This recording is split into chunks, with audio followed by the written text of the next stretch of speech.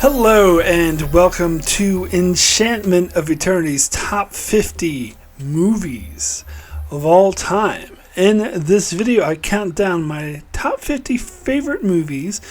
In fact, all time is probably not accurate. It would be more accurate to say of my lifetime, because there are no movies on my list that came out before I was born. That's just my personal opinion. I think the oldest movie on my list is from 1980, or there's two from 1980, which is a year after I was born.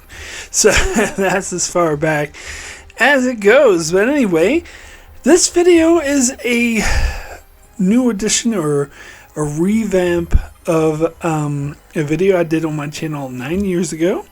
Or actually several videos, I should say a series of videos I did on my channel 9 years ago, where I count down my top 50 favorite movies of all time. Those were among some of the first videos I ever made on my channel, so not the best quality. And plus I wanted to sort of revamp it and update it, because I've sort of changed my mind in my positioning since then, and also of course added some more movies onto the list, particularly those that came out in those 9 years that it's been. Wow, it's been 9 years.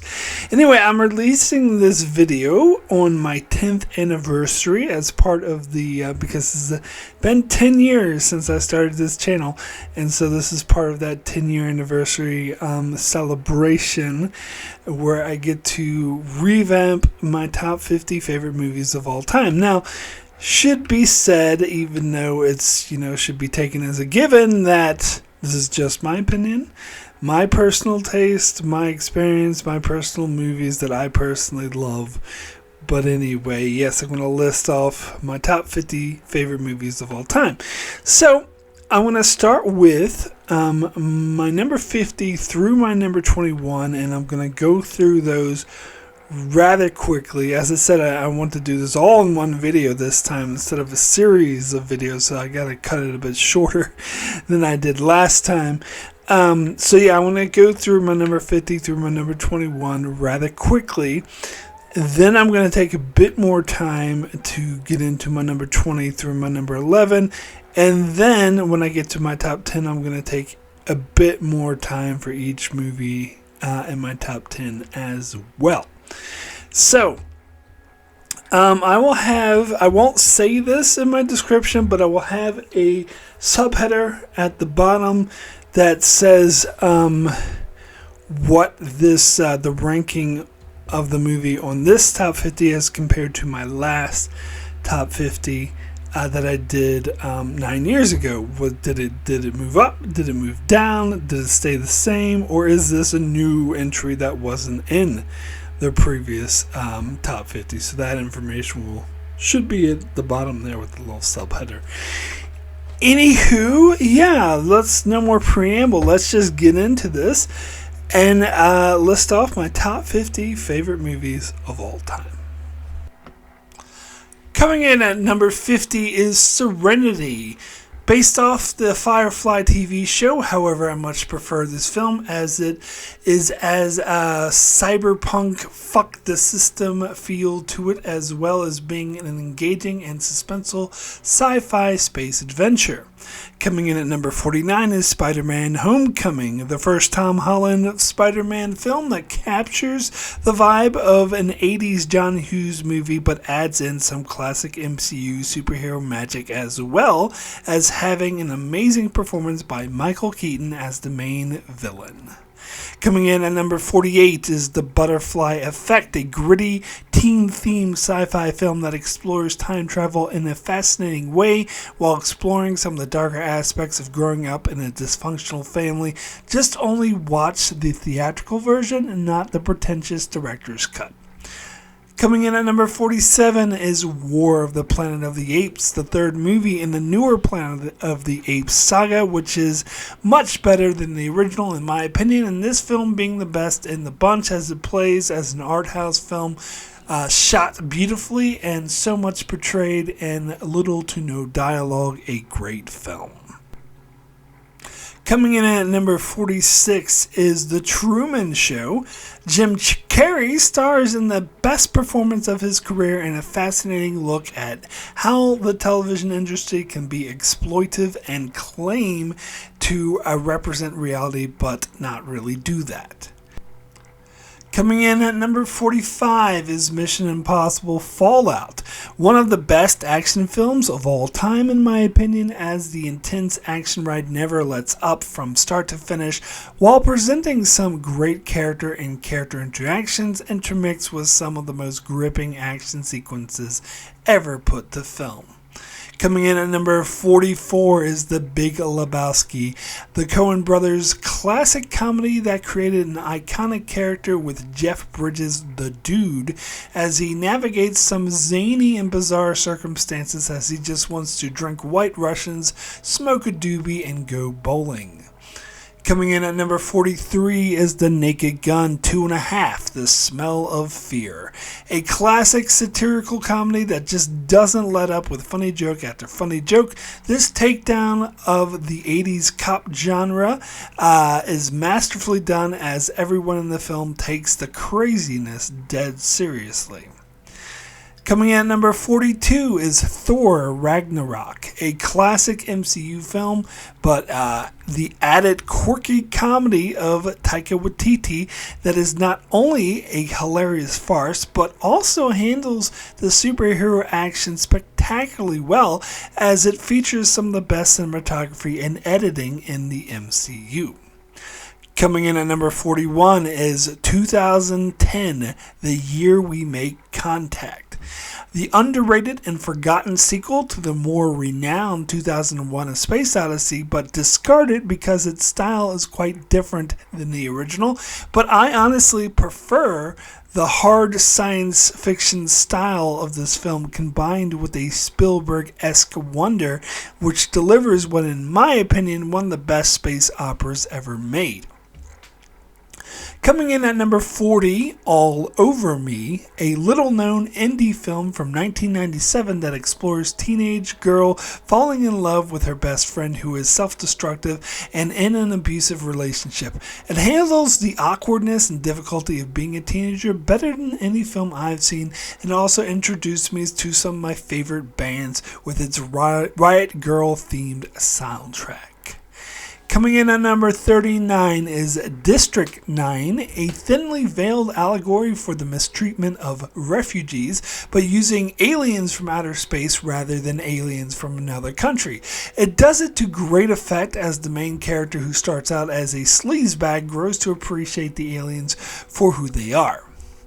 Coming in at number 38 is Lock, Stock, and Two Smoking Barrels, the classic Guy Ritchie London gangster film that defined the genre, may overwhelm the viewer with far too many characters, but comes together in the end with a film that is absurdly hilarious and engaging.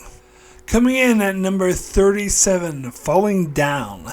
The intense story of a man at the end of his rope and fed up with the system walks through some of the rougher parts of LA and acts up in a way that rational people only dream about, but ultimately it's a tragedy as a cop close to retirement must protect his ex-wife from him. Coming in at number 36, Total Recall, the classic mind-bending sci-fi Arnie action film that boggles the mind and constantly makes the audience question what is reality, and of course features the classic Arnie action along with the cheesy one-liners we come to expect from Arnold. But the complex story is just brilliant.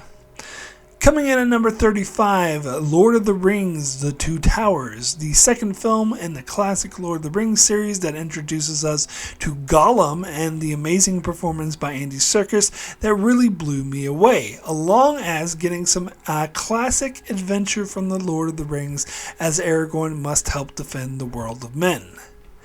Coming in at number 34, The Hateful Eight, a modern classic of a Tarantino film that features some of the best and most suspenseful dialogue and really explores the characters of 8 strangers trapped in a Snowden cabin in the middle of the Old West. Coming in at number 33, Captain America, Winter Soldier.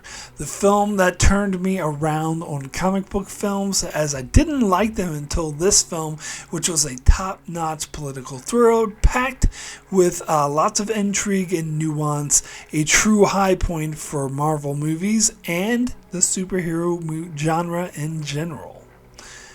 Coming at number 32, The Usual Suspects, the classic suspense crime thriller that does an amazing job at character building and getting you sucked into the story, and it features some amazing performances and one of the best twist endings ever.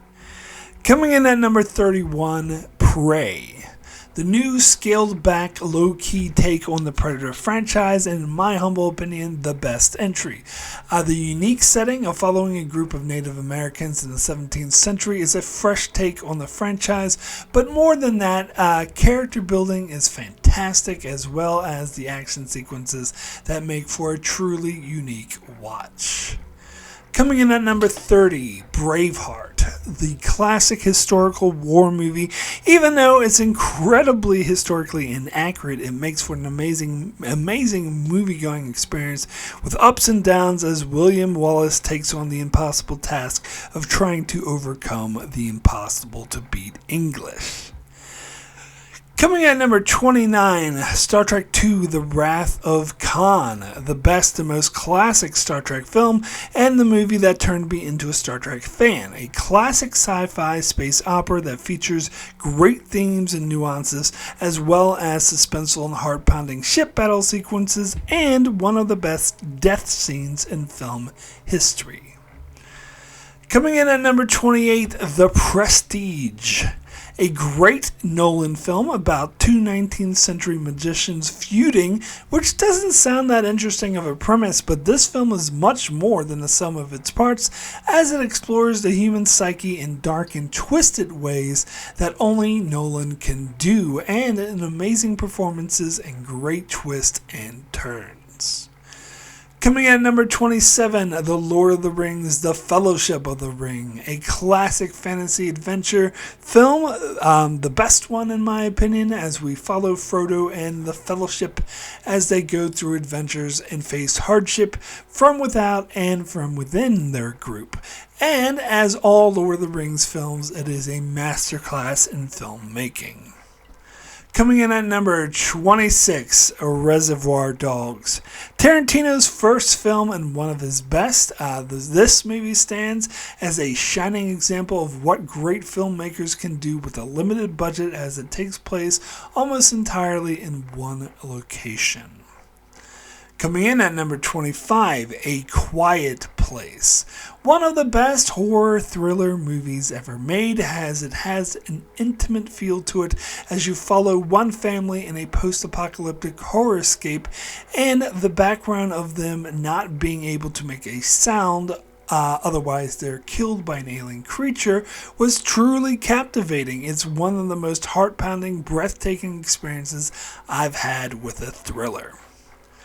Coming in at number 24, Airplane. The classic parody film that is, in my opinion, the best comedy ever made. Sure, some of the jokes don't age all that well, but it features some of the best and most classic jokes that I've seen in my life. Its humor is unmatched. Coming in at number 23, Seven.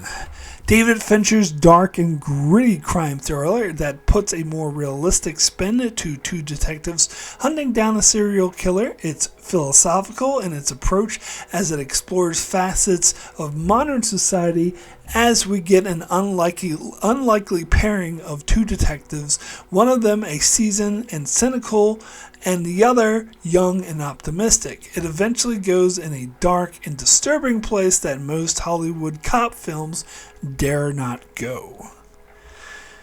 Coming in at number 22, Inception.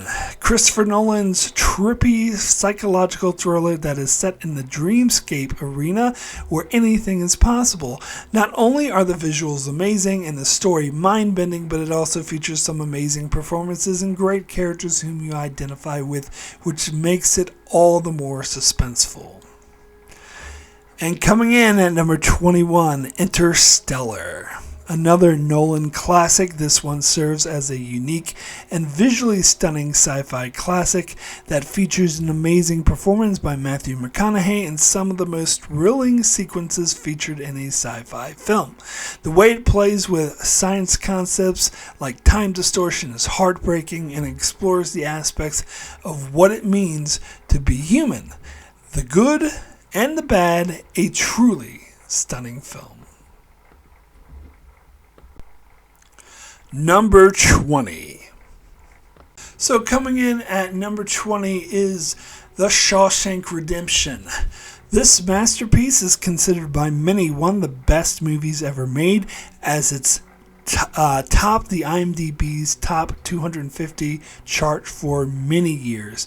It was always a personal favorite of mine, as well as I've seen this movie more times than I can count. The journey this film takes you in as it follows a banker who is falsely accused and convicted of murdering his wife as he tries to survive life in prison. There, we meet a collection of men who are guilty of the crimes they're charged with, but are still relatable and they come off as human. The journey we go through as we follow the two close friends and their dealings with the corrupt warden were truly captivating, and it features one of the singular best payoffs to any story ever, with an ending that is truly inspiring. Number 19. Coming in at number 19, Dark City. A truly unique and bizarre sci-fi film that I will try not to spoil this film in case you haven't seen it, but the revelation of what is happening is truly stunning and one of the best twists in film history. In fact, the film came out a year before The Matrix, and when everyone was blown away by the twist in that film, I thought that Dark City already did this and did it better. While the acting in this film is nothing to write home about, the visuals are amazing and the story is a complex masterclass in script writing as it explores what it's like to be human in unique and bizarre ways that I absolutely love. Number 18. Coming in at number 18 is Juno. I remember watching this film a year ago and being completely blown away by how amazing it is.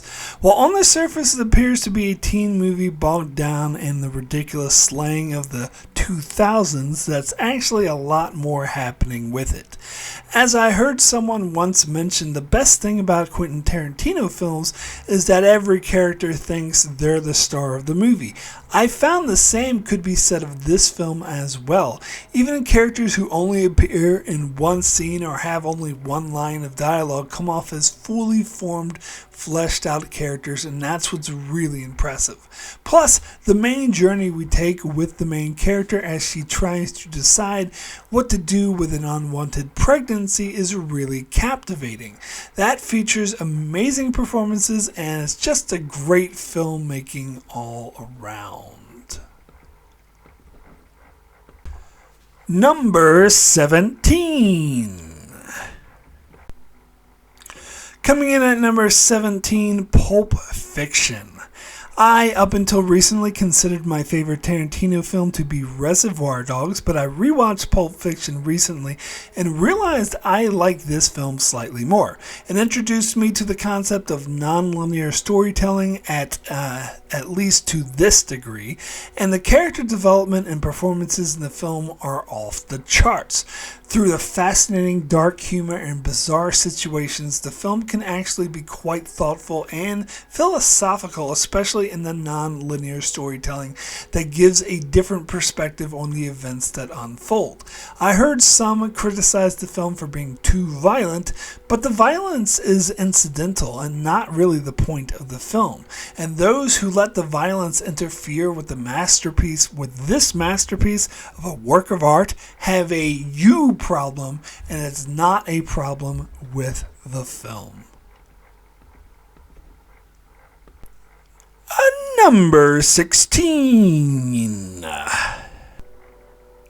Coming in at number 16 is Mother Night, a little-known Canadian-made indie film from 1996 starring Nick Nolte and based off the classic Kurt Vonnegut novel.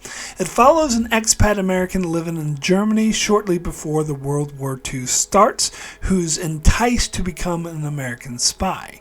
He serves the Nazi regime by being a propagandist for the Nazis, which inspire a lot of Germans to be devoted to the Nazi party. Meanwhile, he's informed by an American spy when to cough, sigh, or pause in his broadcast, and that's what relates vital intelligence to the Americans and Allied forces. However, the film struggles with whether or not he truly was a Nazi, and which side did he actually really help more. This is a fascinating exploration, as propaganda has always been a topic of unique study to me. Also interesting is that the Allied forces considered him a high target, just like any Nazi, despite the fact that all he was doing was speaking, which to me speaks to the need to limit free speech, especially when hate speech is involved, as it can directly inspire atrocities as depicted in this film. And where the dark humor that Vonnegut is known for isn't prominent in this film, as I feel it takes a more serious and dire tone, it certainly is present. Overall, making this a unique and fascinating film. Number 15. Coming in at number 15, Fight Club. I remember seeing this film in theaters in New Zealand in 1999 and being completely blown away by it. I was apparently one of the few that did see it in theaters, as it bombed at the box office but achieved cult status and popularity when released on video and DVD. This satirical film explores the pits and downfalls of a modern society and has an interesting exploration on one's sanity. Although the psychology depicted in this film isn't entirely accurate, it's still a fascinating exploration into human psyche, and its fast and loose use of reality does make it an engaging film to watch, as does the more silly and satirical moments of the film. The actors all pull out amazing performances, and the characters are written so well it makes for a truly immersive experience. And the ending, including the great twist, still blows me away every time. Number 14. Coming in at number 14 is Run, Lola, Run. This very stylistic film is a non-stop thrill ride from start to finish that never lets up. This is a German film, and I would further say it's a very German film. It reminds me a lot of the old Sprocket skit from Saturday Night Live, but despite that, it has a style that I really love. Set mostly to techno music throughout most of the film's run, and does a great job of getting you to sympathize with the main character. It also does an amazing job of playing with the format of a film, as it repeats the same events 3 times throughout the course of the film, but giving you a different scenario each time, as we see how different events would unfold if things just happened slightly differently at the beginning, which would balloon into totally different results. I've always loved exploring what-if scenarios like this, which is why I'm such a huge fan of parallel universe stories and sci-fi, and that combined with the style, the non-stop action, and the dynamic characters make this a film that is a great, unique experience. Number 13. Coming in at number 13 is Starman, a forgotten gem from the 80s. My parents had taped this off of HBO sometime in the 80s, and I remember watching this on VHS repeatedly in the early 90s. This is the only John Carpenter film that I really love, as I'm not a huge fan of horror, nor films like Escape from New York. In an interview I recently watched with him, he said he jumped at the chance to do this film, as it was a sci-fi road road trip romantic comedy, which was very much outside his normal wheelhouse, and he wanted to try something different rather than always being typecast as the horror guy. And I may be showing my geekiness here, as this is a sci-fi film about an alien coming to Earth, but I think this is the best romantic film in existence. I could imagine the original pitch to the studios of this movie, which would have been pitched shortly after the success of E.T., being E.T. as a romantic comedy. And frankly, I think this film is far superior to E.T. as it really pulls on the heartstrings.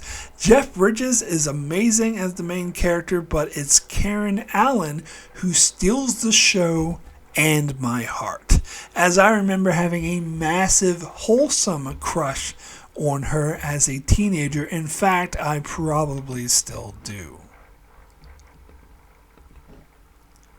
Number 12. Coming in at number 12 is Arrival, a more recent sci-fi entry that really blew me away. Its slow-paced and stoic nature, I think, is not really a downside of the film, but a plus, as it really explores the characters amazingly well. It depicts the scenario of aliens coming to visit Earth and no one knows why, and it focuses on an attempt by a linguist to try to communicate with them, which is an angle that alien arrival films don't usually take, and it was a fascinating avenue to explore. I mentioned my teenage crush on Karen Allen, but my more modern crush would have to be on Amy Adams, but it's partly because she's such an amazing actress who always turns out great performances, and particularly is amazing in this film. And again, I won't spoil the ending for those who haven't seen it, but the twist ending is absolutely spectacular, as it is extremely thought-provoking and makes you rethink the whole film and makes for a truly unique experience. And the film also features music from Max Richter, whose music I recognize from one of my favorite shows, The Leftovers. And it's also absolutely beautiful here and adds a lot to the texture of this truly unique and brilliant film. Number 11! Coming in at number 11 is Leon the Professional. On the surface, this is a typical action suspense movie about a professional hitman who is excellent at his job, and that is certainly how this movie was marketed. And if that sounds like a boring premise to you, then we have something in common, as it seems like a bland and unoriginal premise to me as well. But thankfully, that's not what this film actually is, as it is actually a heartfelt, suspenseful character exploration that depicts the scenario of an 11-year-old girl, played by Natalie Portman at a very young age, whose family is killed by dirty DEA agents, and she narrowly escapes this slaughter by finding refuge in her neighbor's apartment, and her neighbor happens to be the expert professional hitman in question. The two of them end up forming an unexpected bond, as the hitman is actually quite lonely. She develops a childhood crush on him that he thankfully rebukes at every turn, but nonetheless becomes to care about her as if she was his own daughter. And again, I won't spoil where it goes from there, only to say it is extremely emotional and satisfying and brings tears to my eye every time.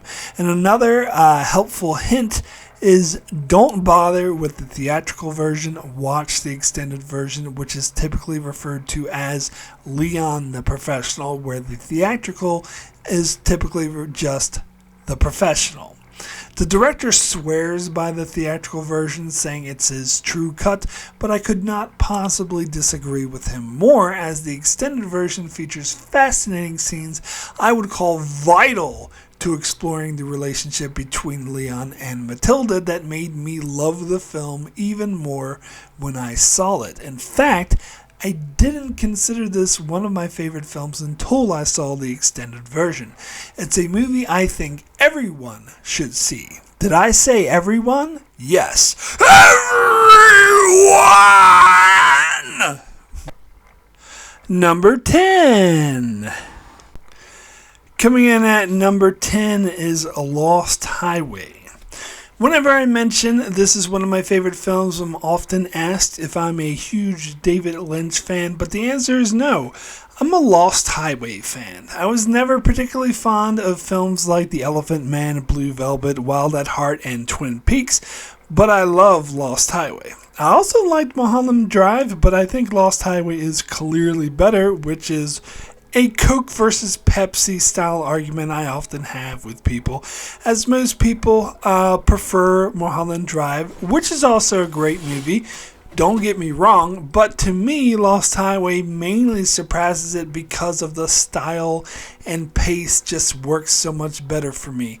And it's ironic because I watched a video recently where the critics there were saying that Mulholland Drive was the better film because they didn't like the music in Lost Highway. But the music is exactly why I love Lost Highway and like it better. In my opinion, Lost Highway has the best soundtrack ever. That's not to say that I love every song on there because they have bands like Lou Reed, Marilyn Manson, and Rammstein, who I'm not particularly fond of. But the musical choices really enhance and work for the film. And it is arranged in such a way that I find genius. In fact, I eventually learned that David Lynch used to blast music while filming the scenes.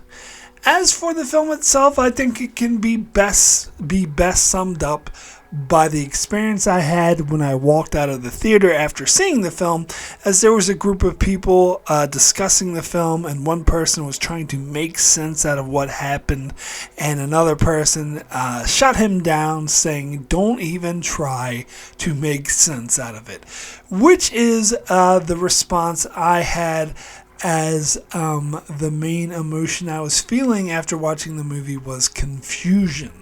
It was highly metaphorical film, but I did love the style of it. But after decades of watching it and going online to see others break down the film, I do know what it's about, and I have my own theory on what happened and what every scene means. And you can check out the video I originally did for my top 50 movies on this film, where I go into detail about what I think the film is about. And I do think there is a general theme and idea behind the film, as Lynch confirmed it was inspired by the case of O.J. Simpson, which I remember surprising me at the time, as Lost Highway was such a dark and twisted film.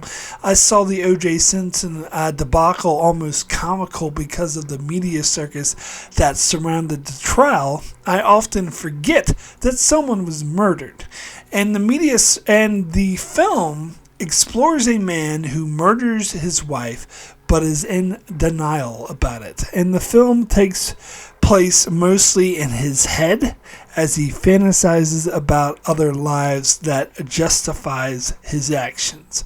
But all of the specifics are very much open to interpretation, and to me, this has always been the most brilliant movie of that type, that can be truly metaphorical and open to interpretation, yet at the same time be absolutely compelling. Number 9. Coming in at number 9 is Cloud Atlas. Last time this was at my number 2, and I remember getting a comment saying they couldn't take my opinion seriously after I put this as my number 2. And to be fair, I realized that number 2 was a little high for this film, but after rewatching this film, I absolutely stand by that this film deserves to be in my top 10 favorite movies of all time. I don't care what others think about it. I will admit that the makeup has a lot to be desired, as it can be quite terrible and distracting, and their attempts to make Caucasian actors look Asian is in bad taste, particularly because it's done so poorly. However, if you look past that, this is a brilliant film and a truly unique experience. It will always have a strong significance to me personally, as it came out shortly after my rough divorce, and I recall watching the film meant a lot to me at the time, and it helped me through it, as the movie is all about destiny and how everything is connected, and sometimes we keep making the same mistakes over and over again until we get things right. The movie contains 6 stories, all taking place in different time periods and places, and contain different genres. You have a historical drama set in the 19th century, a somber tale of a gay musician taking place in the 1930s, a political thriller focused on a journalist in the 1970s, a British comedy about old people trying to escape a nursing home in present-day 2012, a dystopia future story about clones being mistreated, and a distant future post-apocalyptic story where the innocent villagers must survive hordes of deadly cannibals. And the way they mix all these complex and very different stories together is absolutely brilliant. This movie contains the best editing of any film I've ever seen, as the way they intercut between moments from different storylines that feed into the same emotional tone is simply brilliant. And I read a lot of reviews that picked and chose different storylines, saying, oh, I like this one, but I don't like that one. Oh, they should have cut some of the storylines. That misses the point of the film entirely, as all 6 stories are connected and ultimately telling the same abstract story. And the similarities and connectedness of each storyline is the point of the film. And in that case, I believe this film is a marvel and accomplishes what no other film has. Number 8. Coming in at number 8 is Star Wars Episode 5, The Empire Strikes Back. A classic sci-fi fantasy film, and granted, I will admit, a lot of why this movie ranks this high on my list has a lot to do with nostalgia.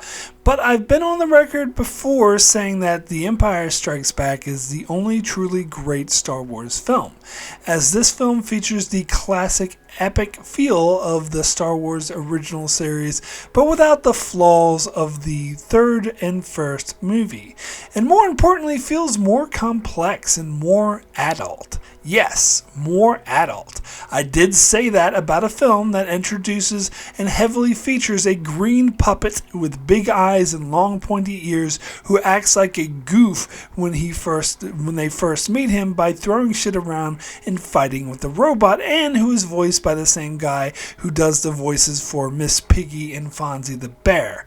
I still say it's more adult, even the Yoda scenes, as ultimately he disposes a lot of Zen-like wisdom to our main character and can see 3 steps ahead. On top of that, it starts out with our heroes facing a losing battle and running for their lives. In fact, one of the group of protagonists are constantly running for their lives on the Millennium Falcon throughout most of the film. On top of that, the film focuses on the villain Darth Vader, who gets a lot more screen time in this sequel and spends most of it force choking his subordinates to death when they fail him. Not to mention the main thing this film is known for, which is the dark and ambiguous ending that ends on a bit of a low note, which is unusual for a typical Hollywood film. But ultimately, it's more adult because it explores its main characters more, with Luke Skywalker, who came off as a stereotypical hero archetyped in the first film. In this film, it explores more of his flaws, he has a lot to do with his inexperience and overconfidence. The movie begins with him getting attacked by a snow monster, almost losing his life over it. Then we see him training with Yoda, and a lot of the time failing at the lessons that Yoda tries to teach him because of his inexperience. He then makes the ultimate mistake and goes against Yoda's advice and leaves before his training is complete to face Darth Vader, and falls right into Darth Vader's trap and almost loses his life because of it. Han Solo faces similar difficulties as he is experienced as a rogue and a smuggler, but it isn't enough to get him out of a tough spot that he's in. He's eventually captured and tortured by Darth Vader and then frozen to be handed over to the bounty hunters. And another thing this film is most known for is the shocking twist that answers who Luke's father is, which is something, like many others, I already knew before I really watched and understood this film, but it doesn't make that moment any less powerful, as Luke himself is taken completely off guard by it. All in all, this film is Star Wars at its best, and an all-time classic sci-fi fantasy film, and I will always love this movie. Number 7. Coming in at number 7 is Avengers Endgame. This is the epic conclusion to the first 3 phases of the Marvel Cinematic Universe, and it is such a great conclusion that many believe the MCU should have ended after this film, although I do disagree with that. I agree that this movie was a masterpiece, although I will admit that it holds up a lot more if you've seen the entire MCU that came before it. As I watched every movie of the MCU in order, this film was so much more satisfying as it concludes and pays off a lot of the main storylines of the MCU. Now, some may see that as a negative. I absolutely don't see it that way. I see it as a major accomplishment. The way that one film is able to handle so many characters and give most of them satisfying conclusions to ongoing storylines is incredibly impressive. And another thing I love about this movie is that it focuses on time travel, a genre that I love, and does it in an amazingly unique job at it too, as it sets itself apart from other Marvel movies, as it doesn't focus too much on action and instead is more about various character stories. Sure, it ends in a huge epic superhero versus supervillain battle, probably the most epic in the entire MCU, but the bulk of the film deals in exploring these characters through the various time travel situations. It starts in a very dark place with half of humanity being wiped out from the previous film, then jumps 5 years where they had to deal with this dire situation, which in itself is a fascinating premise to explore. Then we get a glimmer of hope when Ant-Man comes up with the plan to set things right through the use of time travel, which leads to an epic adventure. Now, some may claim that them time traveling to previous movies is just nostalgia baiting, but I totally disagree. And in fact, this is fitting and genius to revisit previous installments in the finale. It pays homage and honors what came before it. It worked in the TNG finale, All Good Things, and it totally works here as well, making this what is, in my opinion, the greatest superhero movie ever made.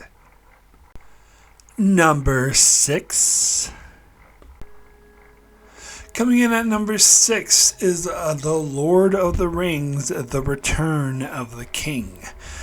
A caveat I would have to give for having this movie this high on my list is that I am specifically referring to the extended version of this film.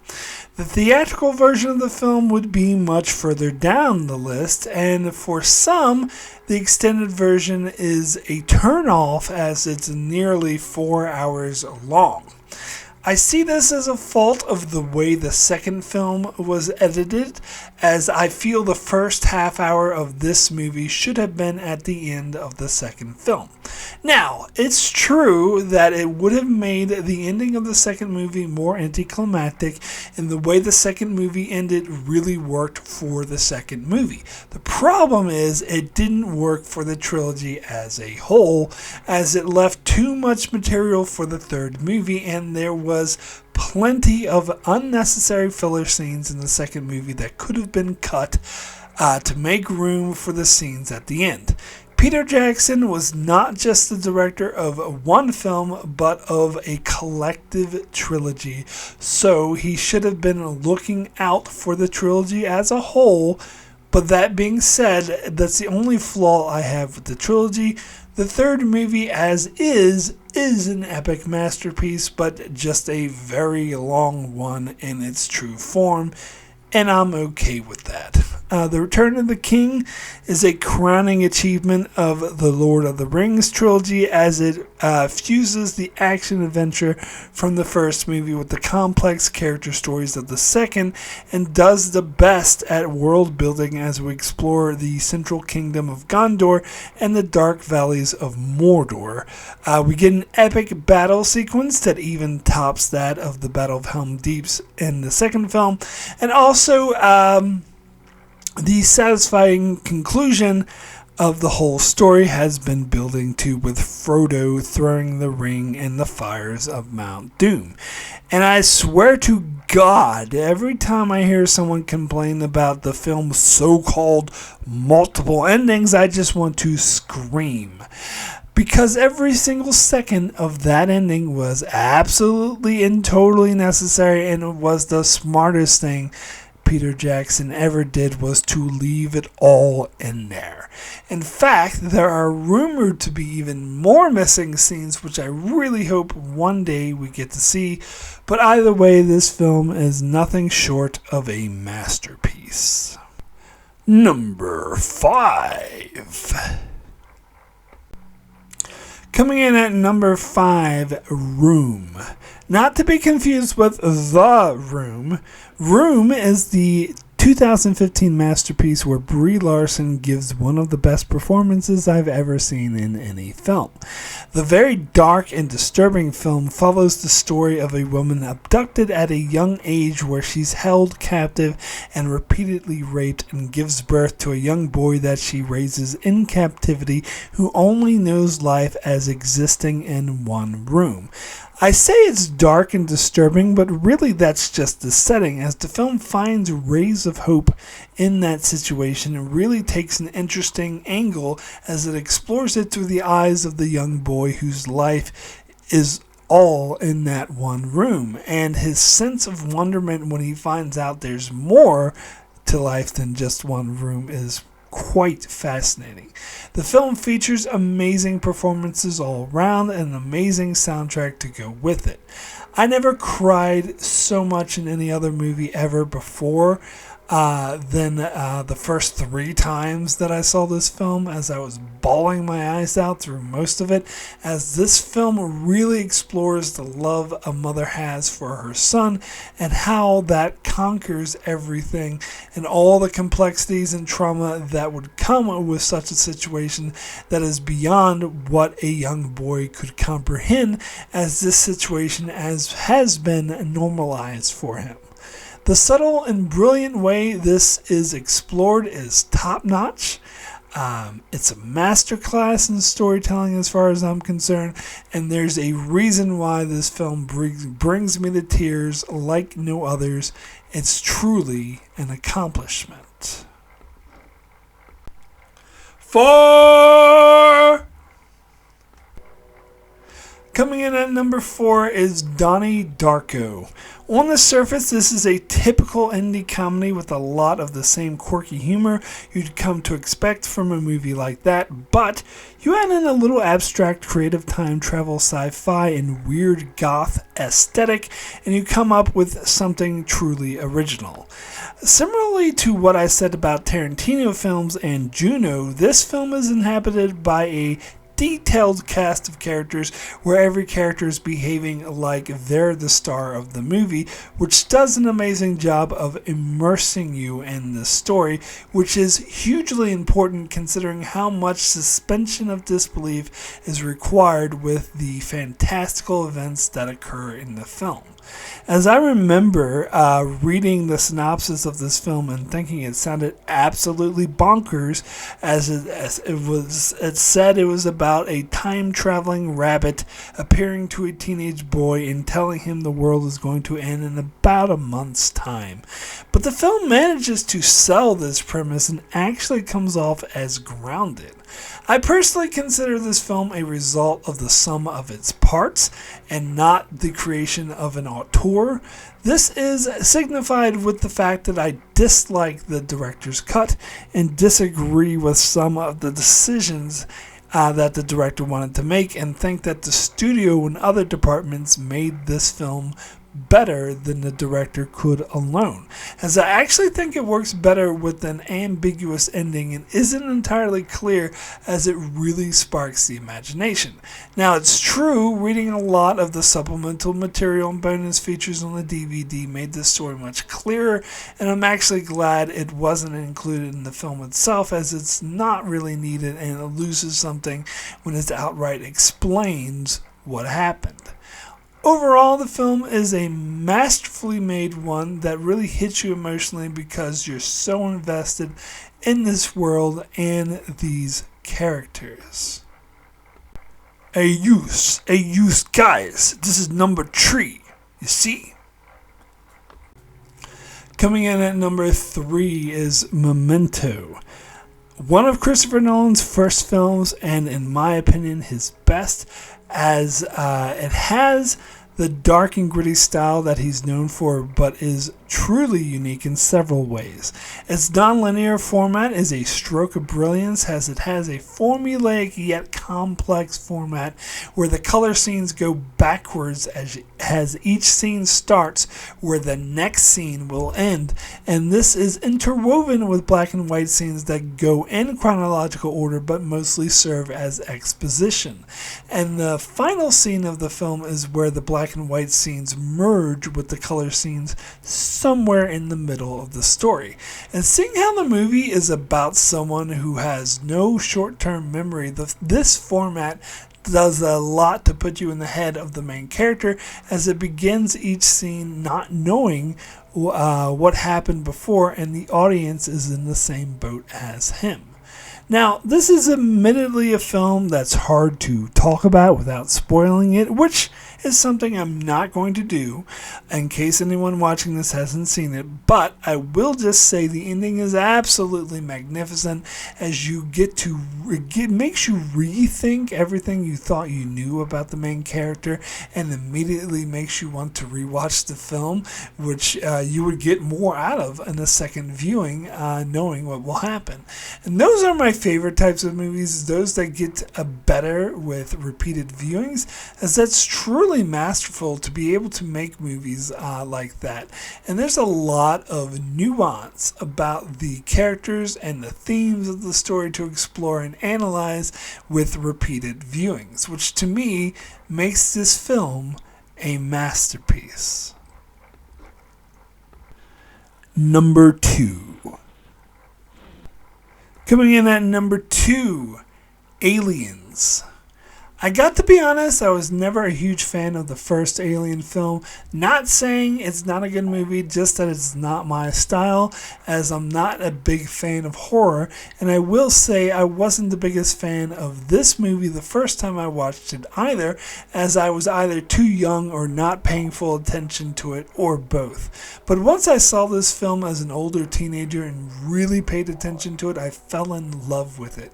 And I have ever since then as an adult. I've heard several detailed analysis of this film that explore exactly why it's a masterpiece.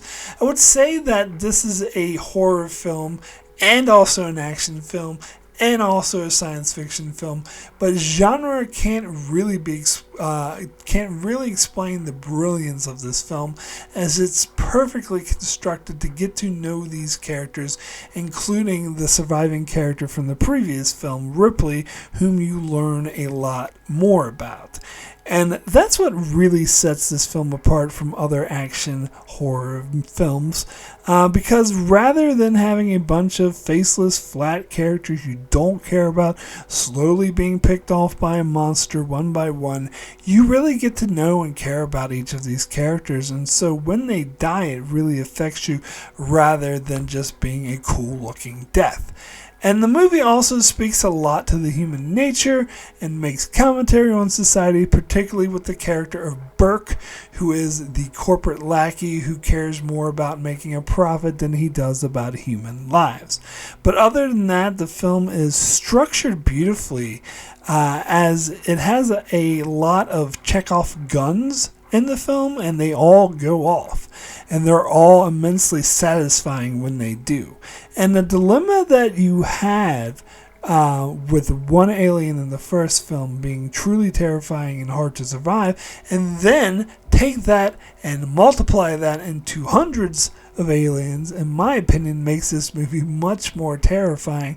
And the way the film handles it comes off as authentic and not at all a gimmick, which is something that many modern films try to emulate, but they can't accomplish that. However, this is yet another example where I would say only watch the special edition and not the theatrical version, as the studio forced the filmmakers to cut the runtime of the film down, and I think you lose some very valuable scenes that add a lot to the film, and the movie as a whole is much better with them than without them. One scene in particular adds so much flavor to Ripley's motivations, I think it was a massive mistake to leave it out. But either way, this film is simply a masterpiece and an example of the best way to make a movie. Number 1.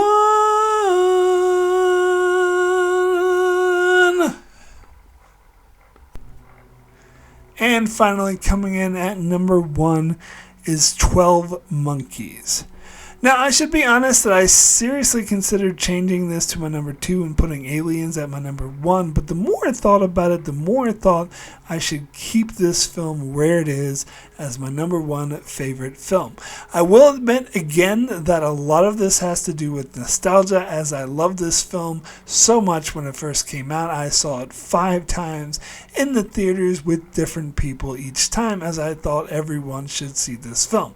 It was at a dark time in my life where I was feeling down most of the time, and this film, with its sad, melancholic ending, was comforting to me at the time in a strange way, as it allowed me another avenue to let out my sorrow. So yes, this film has a lot of personal meaning for me, which is the main reason why I still consider it one of my favorite movies of all time. However, it's more than just that, though, as I still find this movie incredibly unique and unparalleled since its release, as it explores complex themes on what is and is not sanity, and blurs the line between sanity and insanity, and between reality and fantasy. And personally, those are the types of films I'm attracted to the most, those that bend reality to do it in an effective way, as I think it is something very difficult to pull off, and I think most films get it wrong. This movie also is one of the best uses of time travel, as it introduced me to the whatever happened method of time travel, where one cannot change the past because it already occurred, and whatever time travel does in the past is an event that had always happened. And I think this film takes full advantage of that method and handles it in a very brilliant way. Now, I've been on the record saying that I don't feel Terry Gilliam should have directed this film, as I don't much care for his weird style, and at times I do find it a little distracting.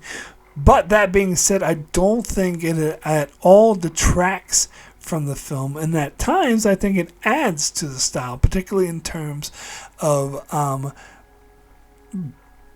blending what reality is and what fantasy is. And also, I think Gilliam is a good technical director and really did a good job, and he tried his best that he could with this film. And on the record, he has said that this film more belonged to the writers than him, which is something that he tried to honor, and I think it shows. Now, the film was based off a old French short film, La Jetée, shot with black and white still photos and with a voiceover, and that film is a work of art for what it is.